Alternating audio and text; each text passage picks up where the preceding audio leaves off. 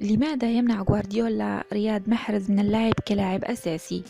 مع كل علامة استفهام يضعها مدرب مانشستر سيتي، غوارديولا على طريقة تعامله مع النجم الجزائري رياض محرز يضع قائد محاربي الصحراء علامة مميزة لا يمكن محوها بسهولة، ما يطرح سؤالا قويا: لماذا يعامل محرز بهذه الطريقة؟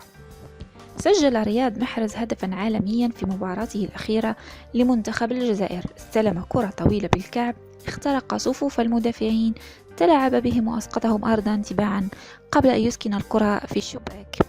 الهدف سجل في أقاصي إفريقيا وتردد صداه في إنجلترا، حيث تسابقت وسائل التواصل الاجتماعي ومعها وسائل الإعلام على الاحتفال به باعتباره واحدا من أجمل أهداف الموسم الحالي، وتسابق رفقاء محرز بتهنئته على هذه اللوحة الفنية الرائعة.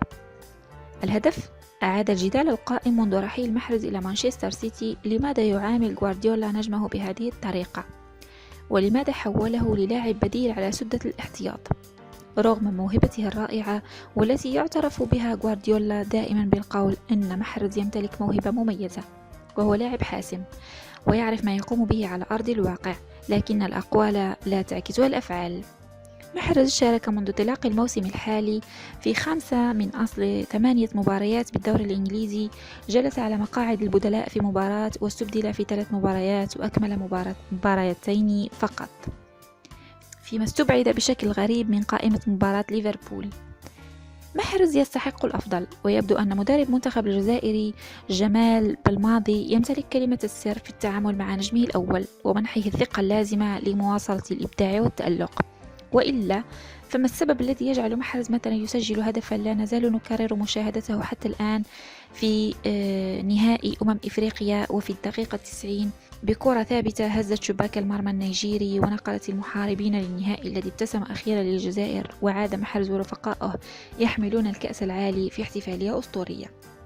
لا يمكن تخيل امتلاك فريق لاعب بقيمة إمكانيات محرز ويعامل بهذا الشكل دون أي تبرير من المدرب الذي يكتفي بكيل المديح لنجمه، وفي الأسبوع الذي يليه يستبعده من التشكيلة بأكملها.